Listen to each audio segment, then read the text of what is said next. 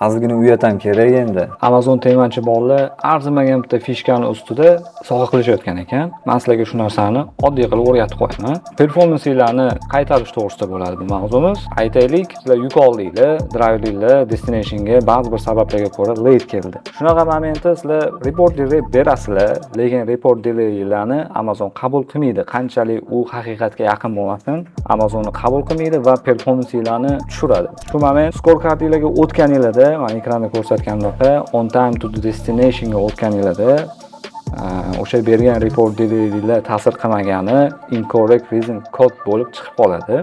Sizlar buni dispute qilib hech qanaqasiga keltirib bera olmaysizlar. Buni qaytarishda eng to'g'ri yo'li mana shu load ustiga bosib turib callback request qilasizlar va Rock Associate'ga tushuntirib berasizlar bu narsani. Late kelganinglarning sababini tushuntirib berib, undan sizlar uchun report delay berishini so'raysizlar. Rock Associate sizlar uchun report delay berganida srazu bu narsa sizlarni scorecardinglardan yo'q ketadi avtomatik.